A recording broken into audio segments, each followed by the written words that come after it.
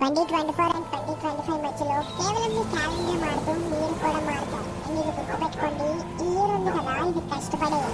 Next year result మళ్ళీ అలాంటి result తీసుకురావాలంటే మీ గురించి మీరే ప్రౌడ్ ఫీల్ అవ్వాలి. అలాంటి రిజల్ట్ తీసుకురావాలంటే దాన్ని చూసి ఎవరికైతే మండాలో వాళ్ళకి మండాలి. అలాంటి రిజల్ట్ తీసుకురావాలంటే ఎవరికైతే డాన్స్ చేయాలని కలలుకున్నారో వాళ్ళతో వెళ్ళి డాన్స్ చేస్తూ సెలబ్రేట్ చేసుకోవాలి. అలాంటి రిజల్ట్ తీసుకురావాలంటే మీరు కొందరు ప్రామిస్ చేసి ఉంటారు కదా, 2 years తర్వాత కలుద్దాం, 4 years తర్వాత కలుద్దాం. మీ రిజల్ట్ ని వాళ్ళతో ప్రౌడ్ గా చెప్పుకోవాలి. చూడు బేటా, ఇది నా విలువ, ఇది నేను సాధించింది. అందరికీ ఆన్సర్ చేయడానికి ఒక్కటే మార్గం ఉంది. ఈ ఇయర్ క్యాలెండర్ మార్చే ముందే మిమ్మల్ని మీరు ఎలా తయారు చేసుకోవాలంటే స్టార్టింగ్ లో చెప్పాను కదా, 2024 కష్టపడే ఇయర్ అని. ఈ పూర్తి పొటెన్షియల్ చూపించండి. 2024 లో సక్సెస్ మీ వెనక రావాల్సింది. ఈ ఛాలెంజ్ మీరు రెడీయా అయితే చెప్పండి, ఎస్ ఐఎమ్ రెడీ. ఒకవేళ పేజ్ మీరు ఫాలో అవ్వకపోతే బహుశా నా కంటెంట్ మళ్ళీ మీకు ఎప్పటికీ కనిపించకపోవచ్చు. ఆల్రెడీ ఫాలో అయితే